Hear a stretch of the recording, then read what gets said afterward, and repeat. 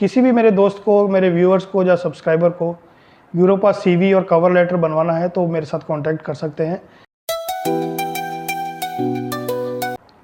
तो हेलो दोस्तों, स्वागत है आप सब लोगों का आपके अपने चैनल A to Z पोल वीज़ा में।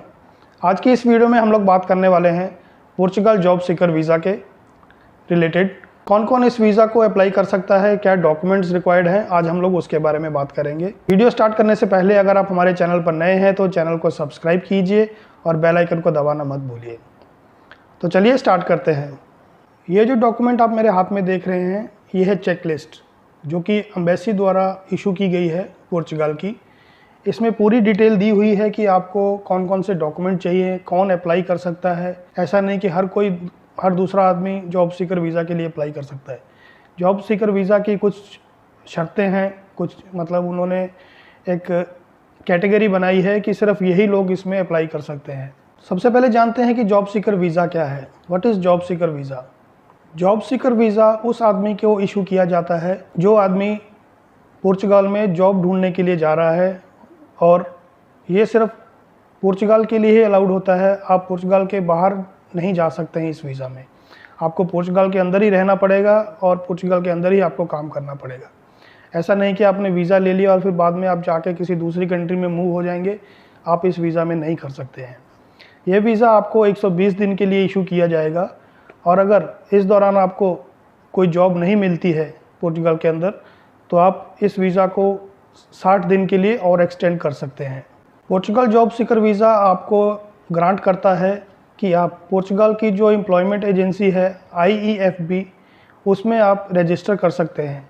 जब आप पोर्चुगल का वीज़ा ले लेते हैं ये और पहुंच जाते हैं तो आपको रजिस्टर होना पड़ेगा, और जब भी आपको अपॉइंटमेंट के लिए बुलाया जाए तो आपको वहां पे जाना पड़ेगा।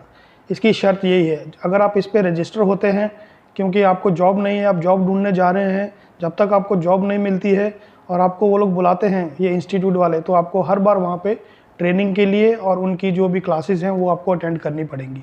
आप ये मिस नहीं कर सकते हैं। ये वीज़ा आपको अलाउ करता है जब आपको जॉब मिल जाती है पोर्चुगल के अंदर तो आप अपने एम्प्लॉयर के साथ कॉन्ट्रैक्ट करने के बाद में रेजिडेंस कार्ड के लिए एप्लीकेशन कर सकते हैं, लेकिन उसके लिए आपको उनकी जो शर्तें हैं, जो डॉक्यूमेंट्स हैं वो आपको पूरे प्रोवाइड करने पड़ेंगे, और फिर आप इस वीज़ा के बिहाफ पर अपना रेजिडेंस कार्ड अप्लाई कर सकते हैं पोर्चुगल के अंदर। इस वीज़ा का अगर हम बैक साइड देखें तो वो ये है, क्योंकि ये वीज़ा आपको 120 दिन के लिए दिया जाता है। अगर इन 120 दिनों में आपको कोई भी जॉब नहीं मिलती है, वो कंट्री छोड़ के वापस आपको जाना पड़ेगा। क्या आप इस वीज़ा के ऊपर दूसरी कंट्री में ट्रैवल कर सकते हैं? तो उसका आंसर है नहीं। आप इस वीज़ा के ऊपर दूसरी किसी भी कंट्री में ट्रैवल नहीं कर सकते। आपको सिर्फ पोर्चुगल के अंदर रहना पड़ेगा और पोर्चुगल में ही आपको काम करना पड़ेगा। इस वीज़ा के ऊपर आप अपनी फैमिली को या किसी फैमिली मेम्बर को आप पोर्चुगल में इस वीज़ा के बिहाफ पर नहीं बुला सकते हैं कि जैसे आपके पास ये वीज़ा है तो आप चाहते हैं कि आपकी वाइफ या आपका हस्बैंड आप उसको बुला लें, आप उसके पेपर निकलवा लें, तो ये इस वीज़ा के ऊपर अलाउड नहीं होता है। ये सिर्फ इंडिविजुअल के लिए होता है, सिर्फ आपको इशू किया जाएगा और आपके लिए ही होगा। और बात करते हैं इस वीज़ा का प्रोसेसिंग टाइम क्या है। जो नॉर्मली गवर्नमेंट के द्वारा जो दिन इशू किए गए हैं, जो मतलब उन्होंने रखे हुए हैं, वो है 60 दिन। 60 दिन लगते हैं जब आपका एप्लीकेशन वैक में या VFS में पहुंच जाता है, उस दिन से लेके 60 दिन वो लोग काउंट करते हैं। उसमें वो लोग जो नॉर्मल हॉलीडे हैं, चाहे आपकी कंट्री की हों चाहे पोर्चुगल की हों, उन दोनों को निकाल कर अलग से जो 60 दिन बनते हैं वो इसका प्रोसेसिंग टाइम होता है। डॉक्यूमेंट्स कौन कौन से लगाने हैं आपको, उसके बारे में बात करते हैं। सबसे पहले तो आपको चाहिए वीज़ा एप्लीकेशन फॉर्म, जो कि पूरी तरह से फिल किया होना चाहिए। जैसे कि आप दूसरी कंट्रियों के लिए वीज़ा एप्लीकेशन करते हैं, सेम ऐसे ही आपको इसका वीज़ा एप्लीकेशन फॉर्म फिल करना है। नेक्स्ट सबसे मेन डॉक्यूमेंट जो होता है वो है आपका पासपोर्ट, जिसकी वैलिडिटी कम से कम 6 महीना होनी चाहिए और 2 ब्लैंक पेजेस उसके ऊपर होने चाहिए। जो एप्लीकेंट्स इंडिया, नेपाल, बांग्लादेश, भूटान, इनसे बाहर जो अप्लाई करेंगे उनको अपना प्रूफ ऑफ रेजिडेंस देना पड़ेगा इस वीज़ा को एप्लीकेशन करने के लिए। 2 पासपोर्ट साइज़ आपको फ़ोटो चाहिए, जो कि मेंशन किया हुआ है उसका साइज़ एम्बेसी की वेबसाइट के ऊपर आप देख लीजिएगा कौन सा साइज़ है, तो उस साइज़ का 2 पासपोर्ट साइज़ फ़ोटो आपको देना पड़ेगा। नेक्स्ट डॉक्यूमेंट है पर्सनल कवर लेटर।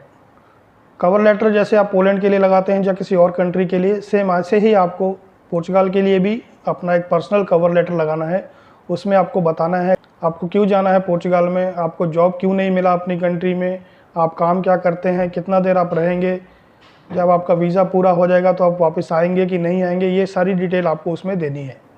नेक्स्ट जो डॉक्यूमेंट है वो चेकलिस्ट में साफ साफ दिया हुआ है कि आपको अपना CV ज़रूर लगाना है इसमें। Applicants are strongly encouraged to submit a CV together with the letter and proof of relevant academic qualification, duly attested and legislate and of their professional experience document, namely by presenting previous or current employment contract and salary slips। मतलब आपको अपना CV और अब जो भी आपने काम किया हुआ है उसका वर्क एक्सपीरियंस, आपका क्वालिफ़िकेशन का जो भी है वो सर्टिफिकेट्स और सब अटेस्टेड होने चाहिए। और अगर आपने काम किया हुआ है, जो एम्प्लॉयर के साथ आप काम कर रहे हैं उस एम्प्लॉयर से आपको अपनी सैलरी स्लिप लेकर वो भी साथ में लगानी है। जितने भी एप्लीकेंट इंडिया से होंगे उनको अपने ये सब डॉक्यूमेंट्स अपोस्टल करवाने पड़ेंगे। इंडिया से बाहर जितने भी कंट्रीज़ हैं जैसे श्रीलंका, नेपाल, बांग्लादेश और बाकी जितनी भी एशियन कंट्रीज़ हैं उनके लिए आपको करवाना पड़ेगा। Document must be legalised already at the moment of the handing the application. मतलब आपको जो अपना डॉक्यूमेंट्स है जो इंडिया से बाहर हैं उनको लेजिस्लाइट करवाने पड़ेंगे, ठीक है, ये आप समझ लीजिए। इंडियन को सिर्फ चाहिए अपोस्टाइल और इंडिया से बाहर वालों को चाहिए लेजिस्लाइट करवाना पड़ेगा उनको। नेक्स्ट डॉक्यूमेंट आपको लगाना है जॉब सीकर डिक्लेरेशन फॉर्म, जो कि मैंने पहले आपको बताया था IEFP का जो एप्लीकेशन फॉर्म है वो भी आपको भर के इसमें लगाना है साथ में कि आपको उसमें रजिस्ट्रेशन करना है। नेक्स्ट डॉक्यूमेंट आपका आता है ट्रैवल इंश्योरेंस। ट्रैवल इंश्योरेंस जैसे आप दूसरी कंट्रीज़ में अगर वीज़ा का एप्लीकेशन करते हैं तो आपको ट्रैवल इंश्योरेंस लगाना पड़ता है। सेम पोर्चुगाल के लिए भी आपको 30,000 यूरो का जो इंश्योरेंस है ट्रैवल इंश्योरेंस वो आपको लगाना पड़ेगा। ट्रांसपोर्ट डॉक्यूमेंट और फ्लाइट रिजर्वेशन में आपको राउंड ट्रिप टिकट जो कि कंफर्म होना चाहिए आपका वो इसमें लगाना पड़ेगा। डमी टिकट कह लीजिए जहाँ सिर्फ आपने बुकिंग दिखा के आप इसमें अप्लाई नहीं कर सकते हैं। नेक्स्ट डॉक्यूमेंट आपका आता है पुलिस क्लियरेंस सर्टिफिकेट। ये सिर्फ 3 महीने पहले आपको निकलवाना होना चाहिए। मतलब अगर आज आप एप्लीकेशन कर रहे हैं तो इसका वैलिडिटी सिर्फ 3 महीने का रहेगा। तो मान लीजिए आपने 1 महीना पहले निकाला है तो अभी उसका 2 महीने का और वैलिडिटी बाकी रह जाएगा। इंडियन नेशनल को रीजनल पासपोर्ट ऑफिस से अपना जो ये PCC करवा के साथ में लगाना है, पुलिस स्टेशन वाला नहीं चलेगा। Applicant from Nepal, Bangladesh, Sri Lanka, Bhutan and Maldives, इन सब को मिनिस्ट्री ऑफ फॉरेन अफेयर से यानी कि MOFA से अटेस्ट करवा के अपना PCC देना पड़ेगा। प्रूफ ऑफ फाइनेंशियल मतलब आपको अपना बैंक स्टेटमेंट शो करना है, जहाँ आपको अपना पैसा शो करना है कि इतना पैसा आपके पास है कि आप 3 महीने तक सर्वाइव कर सकते हैं। 820 यूरो के हिसाब से आपको 2400 से लेके 2500 यूरो का अमाउंट अपनी कंट्री के हिसाब से उसको डिवाइड कर लीजिएगा, मल्टीप्लाई करके कितना बनता है उतना अमाउंट आपके पास होना चाहिए। ये पैसा आप शो कर सकते हैं एज अ डिपॉजिट भी। इसमें ये ज़रूरी नहीं है कि आपको अपना बैंक स्टेटमेंट ही शो करना है 3 महीने या 4 महीने पुराना।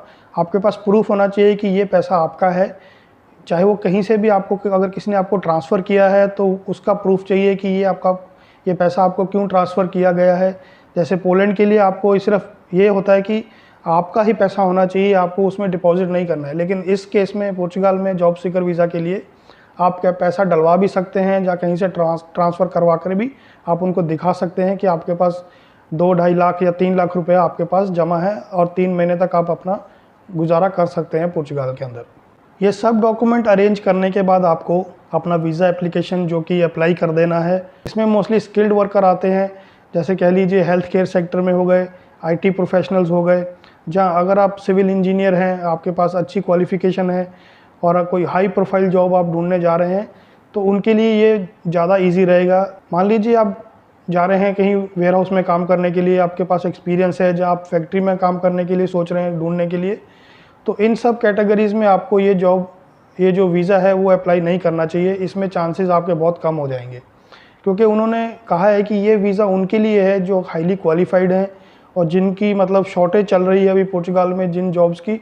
अगर आप उस काम में जाके जॉब ढूंढना चाहते हैं तो आपको वीज़ा मिलने का चांसेस ज़्यादा है। तो आज की वीडियो में इतना ही था, मिलेंगे नेक्स्ट वीडियो में। तब तक के लिए थैंक यू वेरी मच और चैनल को सब्सक्राइब जरूर कीजिए, वीडियो को ज़्यादा से ज़्यादा शेयर कीजिए।